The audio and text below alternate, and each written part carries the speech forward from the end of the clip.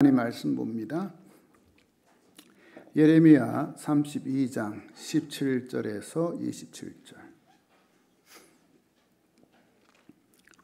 구약 성경 예레미야 32장 17절에서 27절 제가 읽도록 하겠습니다. 슬프도소이다. 주 여호와여, 주께서 큰 능력과 펴신 팔로 천지를 지으셨사오니 주에게는 할 수 없는 일이 없으시니이다. 주는 은혜를 천만인에게 베푸시며 아버지의 죄악을 그 후손의 품에 갚으시오니 크고 능력 있으신 하나님이시요 이름은 만군의 여호와시니이다. 주는 창략에 크시며 하시는 일에 능하시며 인류의 모든 길을 주목하시며 그의 길과 그의 행위의 열매대로 보응하시나이다. 주께서 애굽 땅에서 표적과 기사를 행하셨고 오늘까지도 이스라엘 인류 가운데 그와 같이 행하사 주의 이름을 오늘과 같이 되게 하셨나이다. 주께서 표적과 기사와 강한 손과 펴신 팔과 큰 두려움으로 주의 백성 이스라엘을 애굽 땅에서 인도하여 내시고 그들에게 주시기로 그 조상들에게 맹세하신 바 젖과 꿀이 흐르는 땅을 그들에게 주셨으므로 그들이 들어가서 이를 차지하였거늘 주의 목소리를 순종하지 아니하며 주의 율법에서 행하지 아니하며 무릇 주께서 행하라 명령하신 일을 행하지 아니하였으므로 주께서 이 모든 재앙을 그들에게 내리셨나이다. 보옵소서, 이 성을 빼앗으려고 만든 참호가 이 성에 이르렀고 칼과 기근과 전염병으로 말미암아 이 성이 이를 치는 갈대아인의 손에 넘긴 바 되었으니 주의 말씀대로 되었음을 주께서 보시나이다. 주 여호와여, 주께서 내게 은으로 밭을 사며 증인을 세우라 하셨으나 이 성은 갈대아인의 손에 넘기신 바 되었나이다. 그때에 여호와의 말씀이 예레미야에게 임하여 이르시되 나는 여호와여 모든 육체의 하나님이라. 내게 할 수 없는 일이 있겠느냐. 아멘. 여러분에게 묻겠습니다. 여러분 하나님을 믿으십니까? 믿으십니까? 저는 여러분이 하나님을 믿기 때문에 오늘 그 하나님께 예배드리러 이 자리에 온 줄 믿습니다.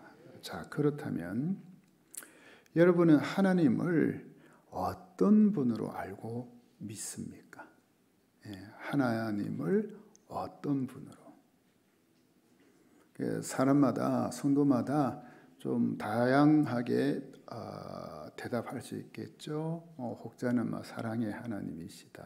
혹자는 좋으신 하나님이시다.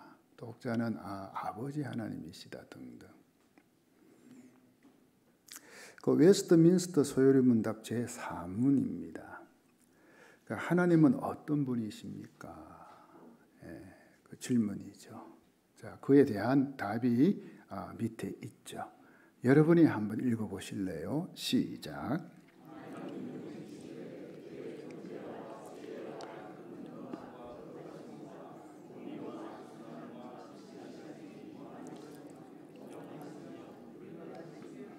네. 하나님은 어떤 분이십니까? 라는 것은 하나님의 성품 혹은 하나님의 그 속성에 대한 이제 질문이겠죠. 그래서 답을 보니까 먼저 하나님은 그 영이라 되어 있습니다. 하나님은 영이시다. 그 요한복음 4장 24절이죠. 하나님은 영이시니 예배하는 자가 영과 진리로 예배할지니라. 하나님은 영이시기 때문에 이 시공간의 제한을 받지 않으시고 우리 육안으로도 볼 수가 없겠죠. 혹시 여러분 눈으로 하나님 보신 분 계시나요? 우리 교회는 없죠. 있다 하면 그 큰일 납니다. 하나님을 우리가 내 눈으로 봤다. 어디서 만났다. 영이기 때문에 우리 육안으로는 볼 수 없습니다. 그러나 성경을 보면 하나님이 어떤 분이신지를 이제 잘 증거해 주고 있습니다. 그러니까는 하나님 어떤 분인가? 이걸 뭐라고 한다고요? 하나님의 속성, 하나님의 속성이라 하죠. 그런데 이 하나님의 속성에는 이제 두 가지가 있어요. 공유적 속성과 비공유적 속성. 이 신학적인 용어인데 제가 이제 조금 쉽게 한번 설명을 해 드릴게요. 먼저 한번 따라해 보실래요? 공유적 속성, 비공유적 속성. 먼저 공유적 속성이란 인간도 함께 가지고 있는 속성인데 웨스트민스터 소요리문답 사문에 있는 것처럼 존재, 지혜, 권능, 거룩, 공의, 선함, 진실 이것이 이제 여기에 해당됩니다. 그러나 우리가 알아야 할 것은 인간이 이런 속성을 가지고 있다고 하더라도 유한하고 불완전하다는 거겠죠. 우리 인간도 이게 있지만 이런 속성을 가지고 있지만 불완전하고 유한하다.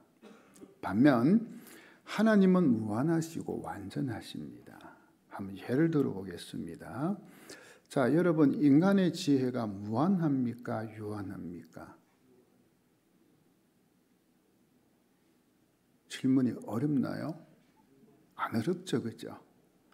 너무 쉬워서 대답을 안 하시는 것 같은데 또 물어볼게요. 인간의 지혜가 완전합니까? 불완전합니까? 네. 인간에게는 지혜가 있어요, 그죠? 지혜. 근데 유한하고 불완전합니다. 반면에 하나님의 지혜는 무한하고 완전합니다. 그러니까는 이제 공유적 속성이라고 해도 이런 차이가 있는 거죠. 자, 다음으로 비공유적 속성 있는데 이건 뭐냐? 하나님에게만 있고 사람에게는 없는 속성을 말합니다. 그 무한성, 영원성, 불변성 이게 여기에 해당됩니다.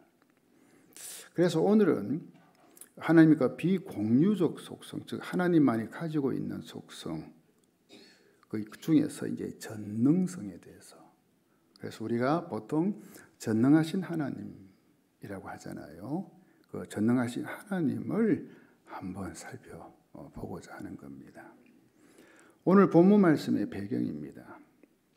눈물의 선지자로 알려진 예레미야는 유다의 요시야 왕이 통치한 지 13년째 되는 해에 하나님의 소명을 받고 이제 선지자로서의 사명 감당하게 됩니다. 그는 BC 587년 유다의 멸망을 직접 체험하게 되는 이제 유일한 선지자이기도 하죠. 그는 유다의 그 다섯 왕, 그 유다 나라의 마지막 다섯 왕입니다. 그 요시야, 요아하스, 요야김, 요야긴, 그리고 마지막이 시드기야 왕이죠. 그 왕이 통치하던 시대에 활동했는데 오늘 이 본문인 예레미야 32장은 예루살렘이 이제 바벨론에 함락되기 직전 해인 BC 586년 그것을 시간적 배경으로 하고 있습니다. 예레미야가 활동하면서 전한 가장 주요한 메시지는 이 유다 나라가 조국이죠. 우리 조국이 이방 나라에 의해 심판받는다. 그래서 멸망하게 된다. 이것이었습니다. 이것은 당시 활동했던 그 하나야를 비롯한 그 거짓 선지자들이 유다가 전쟁에서 승리하여 결코 망하지 않을 것이라고 예언했던 것과는 정반대의 메시지였기 때문에 예레미야는 어딜 가나 핍박에 시달렸고 결국 이제 시위대의 뜰에 갇히게 됩니다. 한마디로 이야기하면 가택연금 상태에 있게 됩니다. 그러니까 절망적인 상황에 놓여 있는 예레미야에게 하나님께서 뜻밖의 명령을 하나 내리시죠. 뭐냐면 사촌 아나돗의 밭을 사라. 그러니까는 그 땅을 사라, 부동산을 사라. 이 명령을 하는 겁니다. 자, 여러분 보십시오. 조국 유다가 이제 곧 망하게 될 텐데 그 망하는 나라에 속한 이 땅, 이 부동산을 사는 것, 이건 뭡니까? 좀 무모한 거 아니에요. 그러니까 쉽게 이야기하면은 그 뭡니까? 잘못된 투자. 그렇죠? 무모해 보이는 일입니다. 자, 여러분 생각해 보세요. 여러분은 이제 부동산을 매입한다면 어떤 땅을 매입하고 투자합니까? 물으나 마나겠죠, 그죠? 투자 가치가 있는 곳, 땅값이 오르는 곳에 투자하잖아요. 여러분 우리나라도 한창 뭡니까? 부동산 열기가 타오를 떴댔어요. 참 대단하대요, 그죠? 그런데 하나님은 망하는 나라의 땅을 사라고 예레미야에게 명령하시는 거예요. 그런데 희한하게도 예레미야가요, 이 하나님의 명령에 순종해서는 그 아나도스의 땅을 그 거금을 이제 지불하고 사네요. 그리고 나서 이 예레미야가 하나님께 기도를 합니다. 기도. 그게 오늘 이제 이 내용이고요. 그 다음에 하나님은 그의 기도에 또 응답을 하시죠. 말씀을 해주시죠. 이게 이제 오늘 이 본문의 줄거리입니다. 자, 그러면 이런 배경에서 예레미야의 기도, 이런 배경에서 예레미야의 기도와 하나님의 응답에 담겨 있는 메시지, 그것이 무엇인가? 그게 뭔가? 왜 하나님은 나라가 망하는데 땅을 사라 하고 또 예레미야는 그 땅을 순종하는 마음으로 또 거금을 들여 사고, 그러면서 예레미야가 하나님께 기도를 올려드리고 그 기도에 대해서 하나님은 또 말씀해 주시고, 이게 뭐냐? 그게 담겨 있는 메시지가 뭐냐? 이거겠죠. 먼저 우리는 예레미야의 기도를 잘 보아야 합니다. 그의 기도에는 하나님이 어떤 분이신지를 선포하는 것으로 시작을 하거든요. 아예 하나님이 어떤 분이다 선포합니다. 32장 17절 보십시오.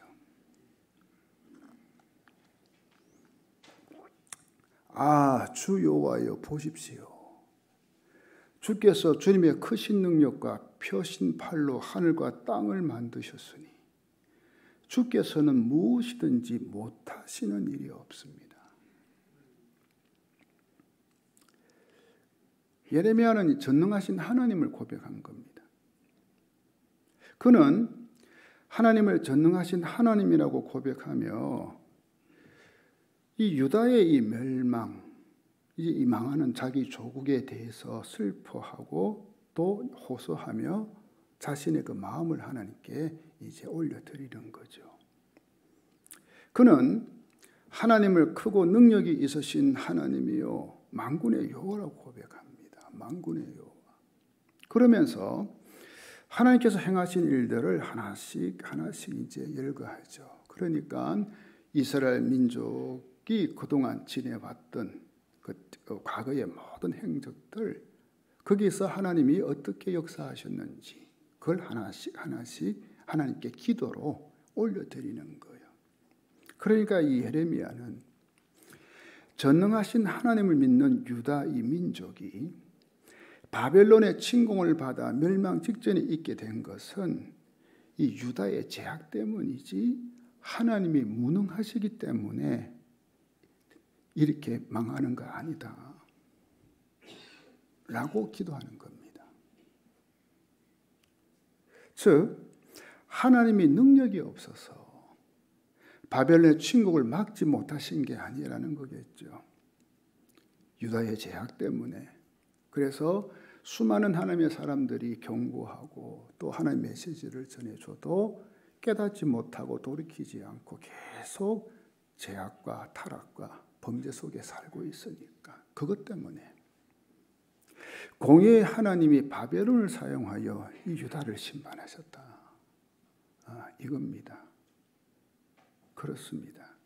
하나님은 예레미야의 기도대로 전능하신 하나님이십니다.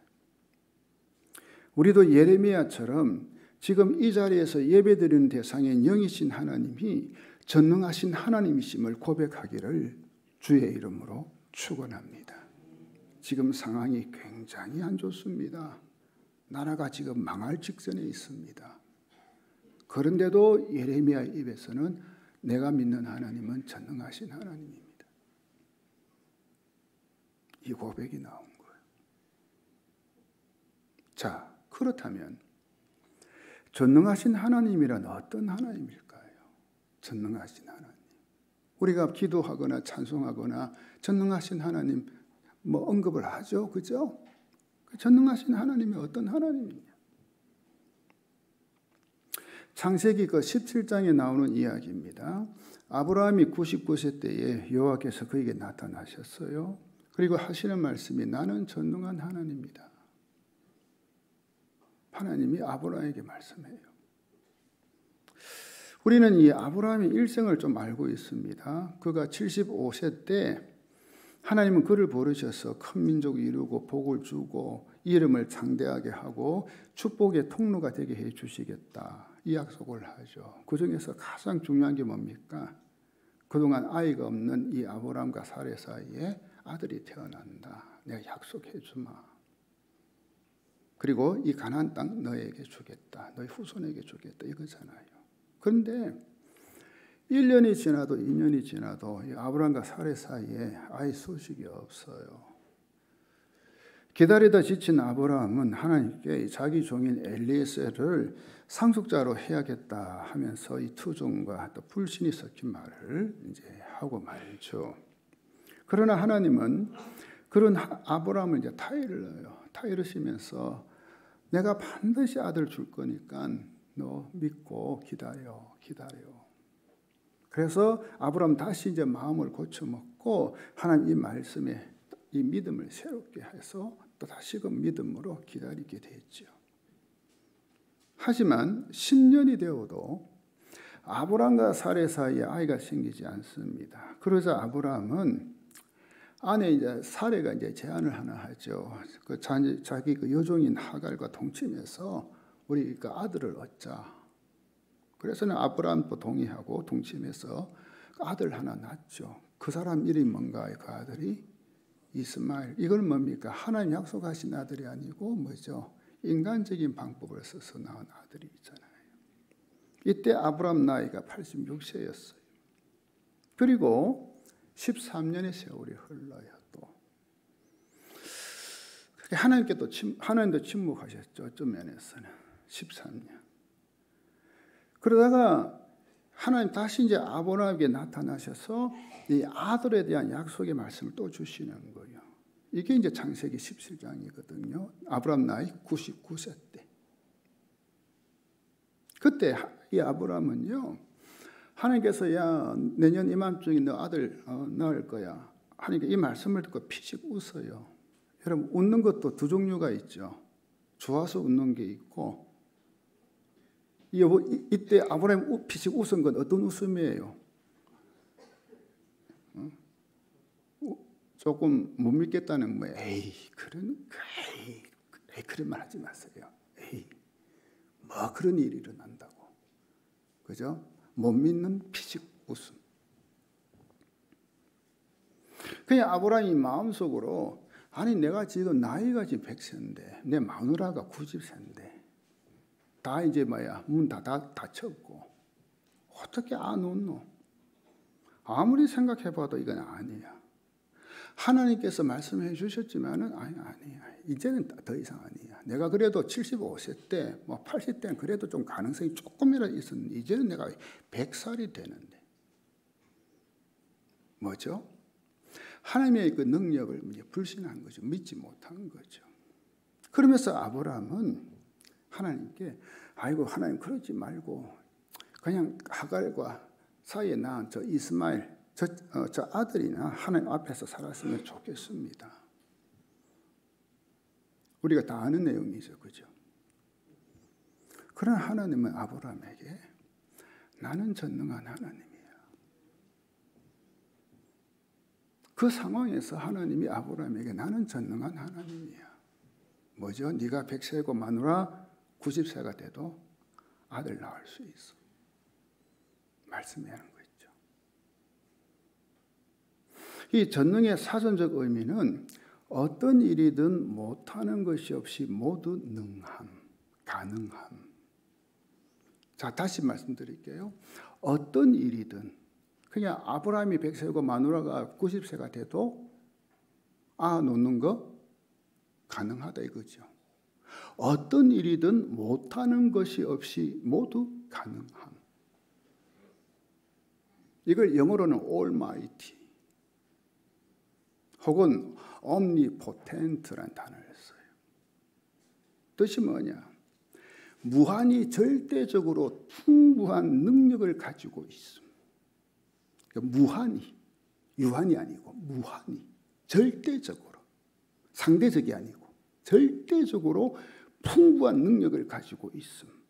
혹은 모든 것을 행할 수 있는 모든 능력을 가지고 있습니다. 이게 almighty. 그래서 우리가 영어 찬양을 들어보면 이런 게 있어요. almighty가 전능하신 하나님.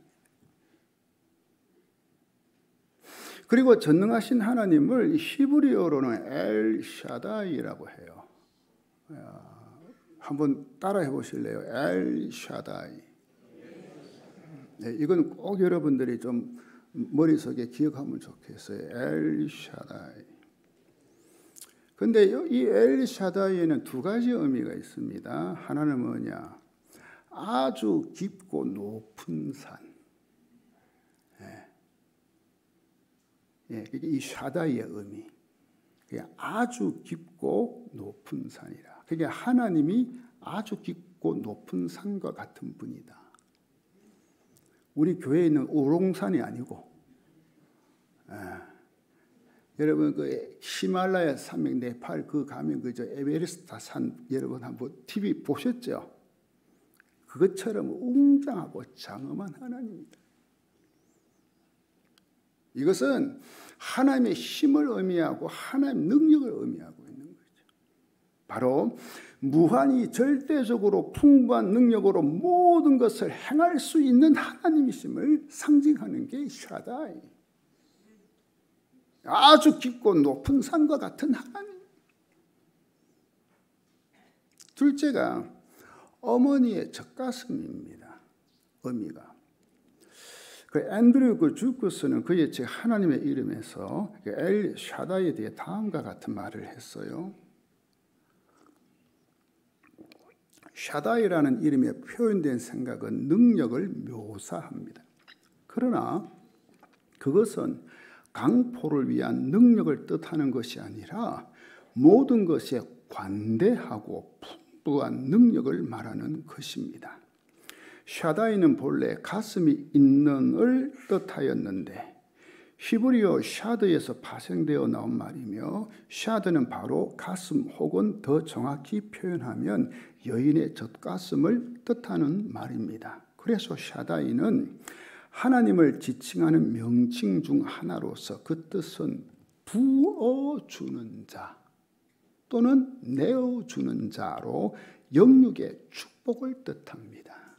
하나님께서 소유하고 있는 것들을 부어주고 내어주고.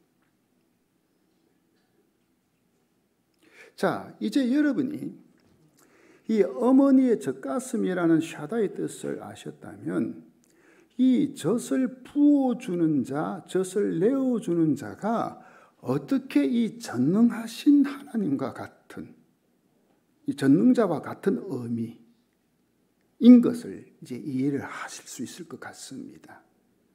특히 아기에게 젖을 먹여본 분들은 더 잘 이해가 되겠죠. 아기가 왕 하고 울고 있습니다.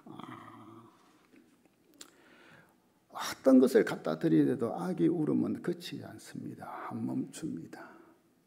어떤 것을 해도. 그런데 어머니의 젖만이 그 울음을 멈출 수 있는 거 있죠. 그죠? 여러분 그렇습니다. 이 어머니의 젖만이 이 아기의 필요, 아픔, 고통을 해결해 줄 수 있는 것처럼 엘샤다이 전능하신 하나님만이 우리의 필요, 아픔, 고통을 충분히 해결해 주실 수 있는 분이다. 이게 어머니 젓가슴. 성경에 엘샤다이라는 단어가 총 48번 나오는데 그 중에 31번이 욥기에 나옵니다. 그것도 이상하죠. 전능하신 하나님에 대한 표현이요, 세상에 욥기에 31번 나와요. 여러분, 이게 무엇을 의미하는지 아시겠어요? 욥은 어떤 책인가요? 욥이 말로 다 할 수 없는 고난, 고통 당하잖아요. 그죠? 이런 고난, 고통 당한 사람 잘 있을까요? 없잖아요. 그러니 욥, 그 엄청난 고통 가운데 있는 욥을 건져주시는 엘샤다이 전능하신 하나님, 고난으로 인해 모든 것을 다 잃어버린 욥을 다시 일으켜 세워주시고 회복시켜 주시고 축복해 주시는 엘샤다이 전능하신 하나님이 있음을 우리에게 가르쳐 주는 것이 바로 욥기에 이 단어가 31번 나옵니다. 절망 가운데 있는 나를, 위기 가운데 있는 나를, 고통 가운데 있는 나를 어머니의 따스한 품으로 안아서 젖을 먹여주는 것처럼 대해주시는 엘샤다이, 전능하신 하나님, 그분이 바로 저와 여러분의 아버지 되시는 하나님이십니다. 예레미야는 조국 유다의 멸망을 바라보며 슬픔에 잠겼죠. 하나님의 말씀을 받고 유다 나라의 멸망을 예언했지만 그래도 자기 나라가 망하는데 슬프지 않을 수가 어디 있겠어요. 그러면서도 하나님을 전능하신 하나님이라고 고백하는 거 있죠. 지금 나라가 망하는데. 근데 자기가 믿는 하나님을 전능하신 하나님이라고 하네. 이미 보았듯이 이 유다의 멸망은 그들의 죄악 때문이지 하나님이 무능하신 분이 아님을 고백하면서 다시 한번 이 아주 깊고 높은 산과 같고 어머니 젖가슴 같은 전능하신 하나님의 은혜를 지금 이 예레미야가 구하고 있는 거예요. 정말 처절할 정도로 절박한 심정으로. 그 예레미야의 기도에 하나님은 27절에서 다음같이 응답을 하는데 예레미야가 고백했던 것과 똑같이 응답해 주셔요. 자, 27절 보세요. 같이 한번 읽어봅니다. 시작. 나는 여호와이다. 모든 사람을 지은 하나님이다. 내가 할 수 없는 일이 어디 있겠느냐. 내가 할 수 없는 일이 어디 있겠느냐. 다 할 수 있다는 거예요. 하나님 스스로 당신이 전능하신 하나님이시죠. 지금 말씀하고 있는 거예요. 계속해서 하나님은 이 예레미야에게 유다의 멸망 이유가 그들의 죄악 때문임을 다시 한번 확인시켜줘요. 그리고 하나님은 예레미야에게 유다의 회복, 즉 미래의 축복을 주시겠다고 말씀해 주시는 거 있죠. 어떤 하나님으로요? 전능하신 하나님으로. 예레미야서 32장 37절에서 42절까지 좀 긴 말씀인데 제가 천천히 읽어볼 테니까 여러분 따라와 보세요. 똑똑히 들어라. 똑똑히 들으세요. 똑똑히 들어라. 내가 분노와 노여움과 우라 때문에 그들을 여러 나라로 내쫓아 버렸다. 그러나 이제 내가 그들을 이 모든 나라에서 모아다가 이곳으로 데려와서 안전하게 살게 하겠다. 그러면 그들이 나의 백성이 되고 나는 그들의 하나님이 될 것이다.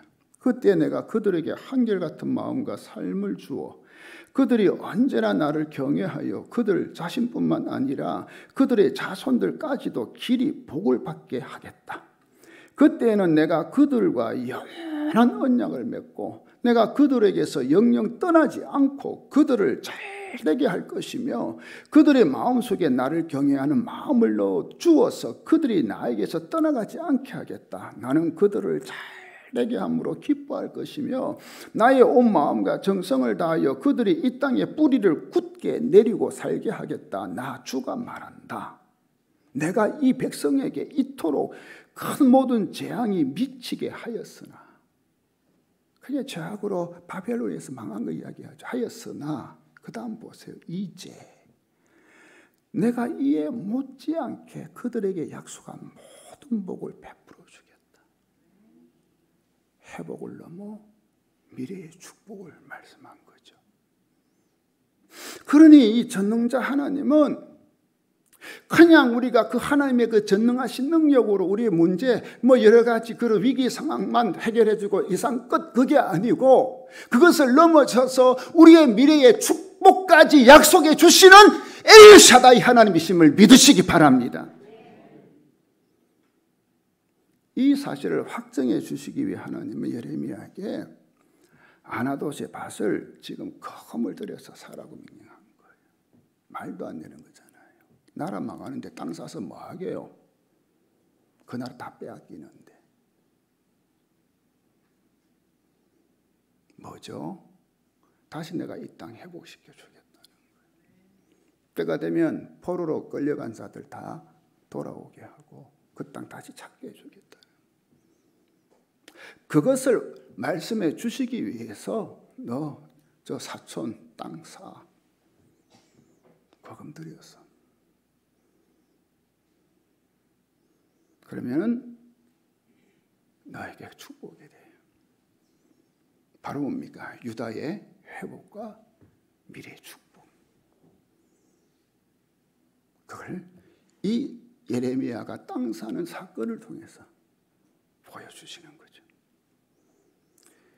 32장 43절 44절 보십시오. 너희는 지금 이 땅을 두고 사람도 없고 짐승도 없는 황무지이며 바벨로니아 군대의 손에 들어간 땅이라고 말하지 마. 왜요? 이제는 다 빼앗겼잖아요. 나라도 다 빼앗겼잖아요. 땅도 그렇죠. 땅이지만 바로 이 땅에서 사람들이 밭을 살 것이다.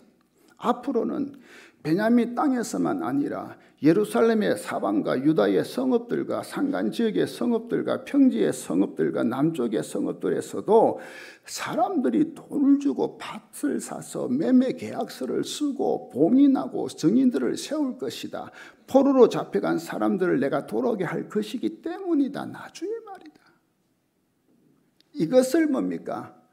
확정시키기 위해서 지금 뭡니까? 나라 지금 망할 판에 있는데 뭡니까? 예레미야 보고 먼저 너 땅 사. 이걸 보여주기 위해서. 사랑하는 성도 여러분, 하나님은 약속하신 말씀은 반드시 지키시는 전능하신 하나님이심을 믿으시기 바랍니다. 회복의 하나님이시고 미래의 축복을 주시는 엘샤다이 전능하신 하나님이심을 믿으시는 여러분 되시기를 주의 이름으로 축원합니다.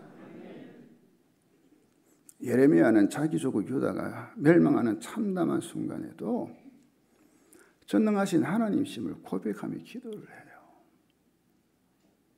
만약 여러분이라면 이 상황에서 어떤 기도하겠어요? 이거 하나님 왜 이러십니까? 다 망하게 하시네요. 인생 끝나게 만드시네요. 그죠? 그런데 예레미야는 안 했어요. 이런 상황에서 하나님은 전능하신 하나님이십니다. 예레미야가 이 기도를 할 수 있었던 것은 말 그대로 하나님은 엘샤다이 전능하신 하나님이심을 믿었기 때문에. 그렇다면 여러분 어떻습니까? 여러분은 어떤 상황 속에 있을지라도 하나님이 전능하신 엘샤다이 하나님이심을 믿으십니까? 어떤 상황에서도 하나님이 전능하신 하나님. 그래서 아브라함이 99세 때 하나님 그에게 나타나서 말씀하신 게 그거잖아요. 다시 한번 창세기 17장 1절 보십시오. 같이 한번 읽습니다. 시작. 아브라함이 99세 때에 아브라함에게 나타나서 그에게 이르시되 나는 전능한 하나님이라 너는 내 앞에서 행하여 완전하라. 그러니까는 아예 이제는 다 포기해 버리고 아이고 하나님 말씀하신 거 다 안 되더라. 그렇게 포기 상태에 있는 아브라함에게 하나님 나타나 나는 전능한 하나님이야. 그러니까 너는 내 앞에서 행하여 완전하게 살아. 너는 내 앞에서 행하여 완전하라. 이게 무슨 뜻일까요, 여러분? 그 현대어 성경 보면은 조금 이해하기가 쉬워요. 제가 한번 찬찬히 읽어볼게요. 아브라함이 나이 99세가 되었을 때 여호와께서 아브라함에게 나타나셔서 말씀하셨다. 나는 전능한 하나님이다. 너는 언제나 내 앞에서 살아가도록 하여라. 하나님 앞에서 살라는 거예요. 이걸 말하죠. 신전의식. 고란돼요. 하나님을 의식하고 살라는 거예요. 하나님. 그 다음 내가 항상 너를 바라보고 있다고 생각하며 살도록 하라. 여러분 하나님은요. 하나님 자녀인 저와 여러분을 눈이 뚫어져라 보고 있다는 거 아셔요. 지금도. 여러분이 어디서 뭘 하든지 눈이 뚫어져라 보고 계신 하나님 거 아셔요. 한순간도 다른 데 눈을 안 돌려요. 당신의 자녀인 저와 여러분 눈이 뚫어져라 보고 있어요.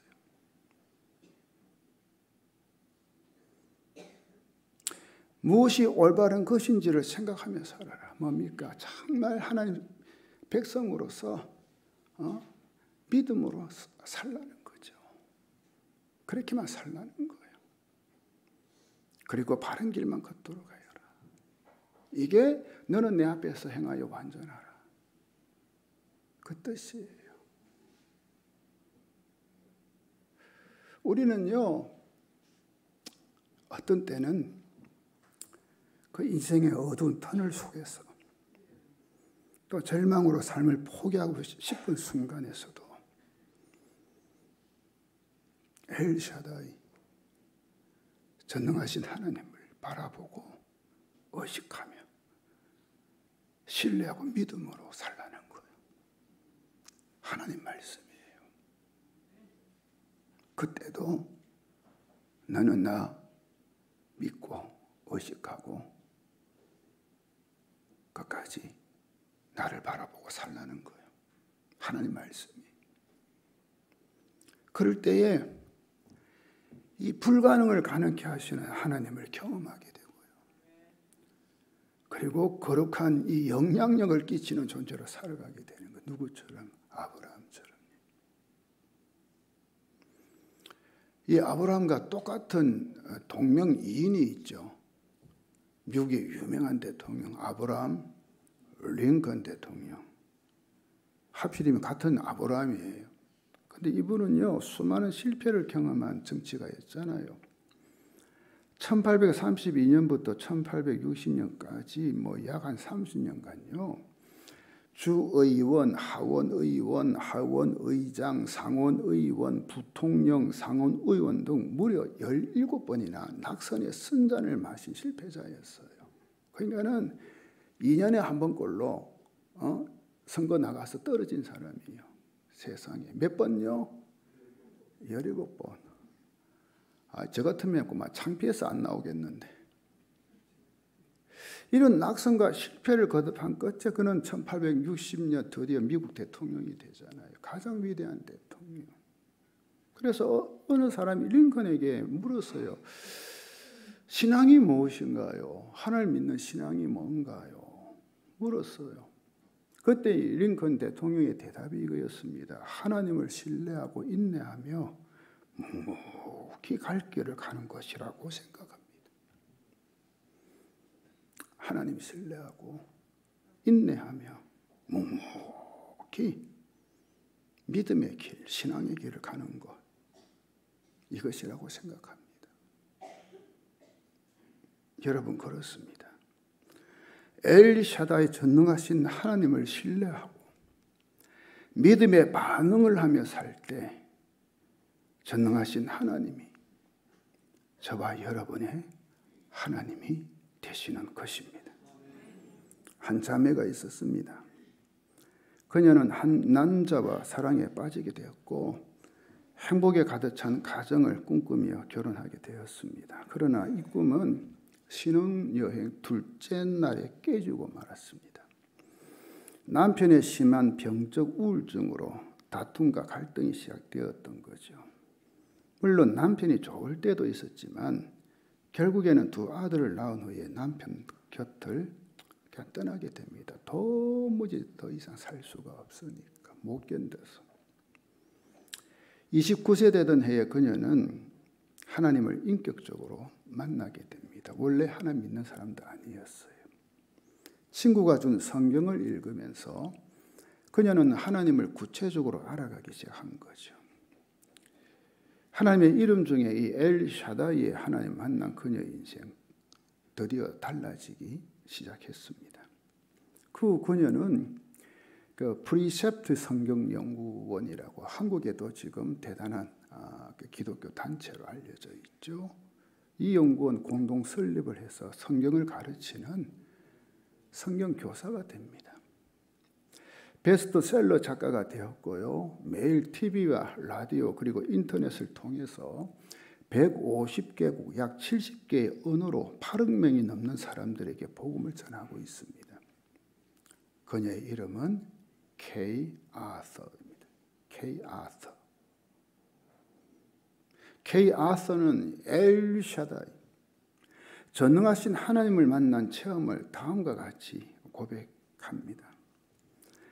저는 거듭거듭 하나님께서 모든 것을 풍성히 갖고 계시며 제 영혼을 무조건 사랑하시고 저를 보호해 주신다는 것을 발견하게 되었습니다.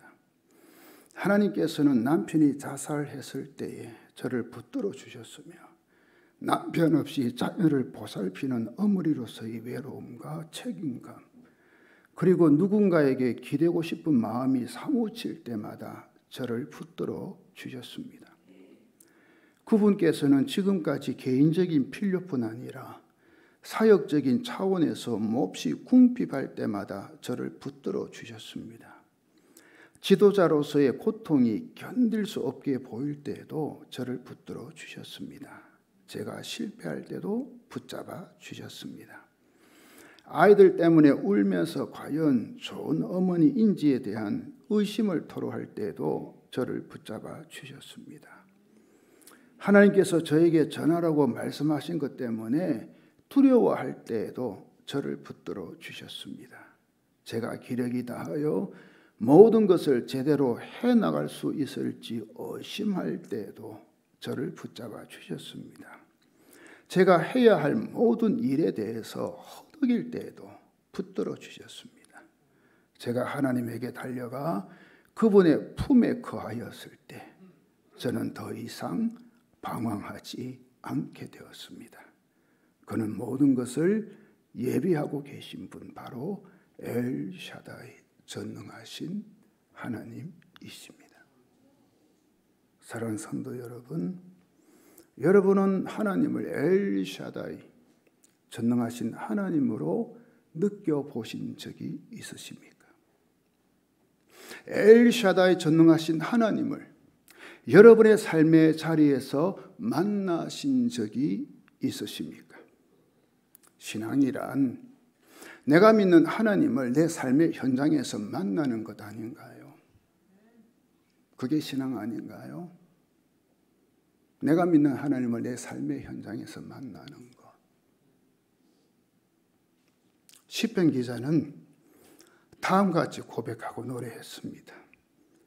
91편 1절 2절입니다. 지극히 높으신 분의 비밀스러운 곳에 사는 자는 전능하신 그분의 그늘 아래 머물게 되리라. 내가 여호와를 내 피난처시요 내 요새시며 내가 의지하는 하나님이라고 말하리라. 그렇습니다.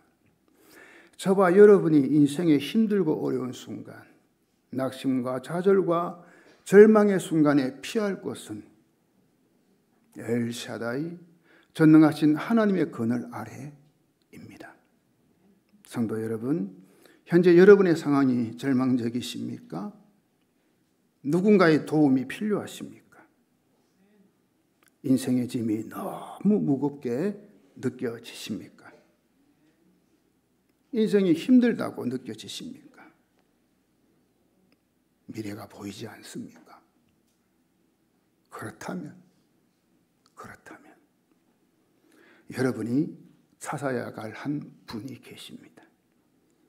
여러분이 꼭 만나야 될 한 분이 있습니다. 그분은 바로 엘샤다이, 전능하신 하나님이십니다. 예레미야처럼, 아브라함처럼, 또 케이 아서처럼, 그리고 수많은 믿음의 사람들처럼 절망의 순간을 만날 때, 인생의 가장 어두운 상황 속에 처해 있을 때 여러분의 입에서 이 말이 선포되기를 소원합니다. 내가 믿는 하나님은 엘샤다이, 전능하신 하나님이십니다. 내가 전능하신 하나님의 그늘 아래 머물겠습니다. 내가 다른 곳에 누구에게 가지 않고 전능하신 하나님 그늘 아래 내가 머물겠습니다. 그럴 때 여러분의 인생의 어둠은 물러가고 새 아침이 밝아올 것입니다. 우리 시간 말씀 생각하며 주 품에 라는 찬양 같이 부르도록 하겠습니다.